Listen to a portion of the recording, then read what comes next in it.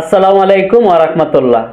সিলেট স্ট্রাইকার্সকে ডুবিয়ে মাঝ পথে বিদায় নিলেন মাশরাফি বিন মুর্তজা।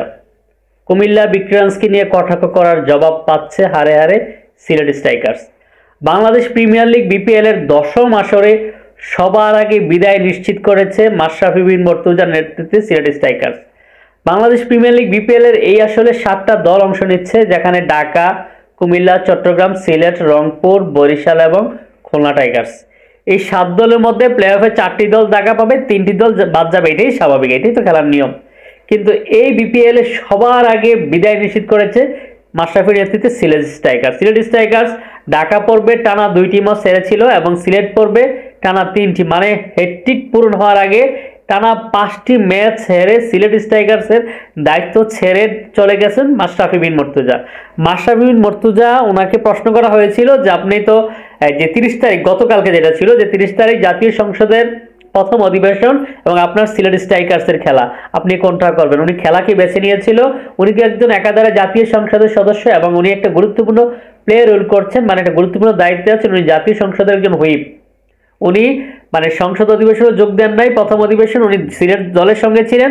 সিলেট দলের 5ম হার নিশ্চিত হওয়ার পর উনি সিলেট দলের দায়িত্ব ছেড়ে দিয়েছেন। মানে 5ম হার নিশ্চিত হওয়া মানে হচ্ছে সিলেট দল এবার প্লে অফ থেকে বিদায় নিয়ে গেছে, এটা কনফার্ম হয়ে গেছে। সিলেট স্ট্রাইকার্স থেকে উনি এবার বিদায় নিয়েছেন।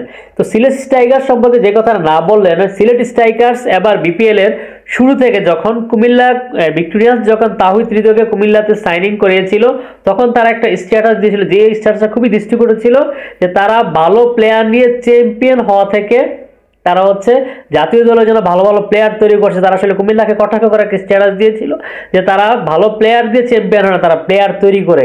তাদের এই তৈরি করা প্লেয়ারগুলো কোথায়? তারা গত বছর প্রথমবার খেলতে এসে ফাইনালে চলে গিয়েছিল।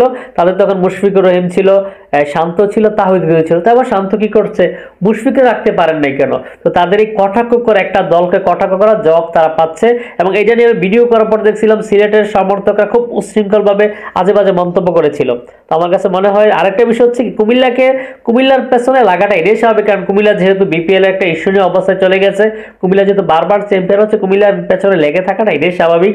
তো আমাদের সবচেয়ে মানে বড় বলার বিষয় যেটা হচ্ছে যে কারোর পেছনে না লাগে নিজের চরকায় তেল দেন, তাহলে আসলে সবাই ভালো করতে পারবো। আমরা চাই বাংলাদেশ প্রিমিয়ার লিগ বিপিএল এর এবার আসলে জমজমাট হোক এবং বাকি ম্যাচগুলো সুন্দর হোক এবং মানে শেষে আমরা চ্যাম্পিয়ন হতে চাই।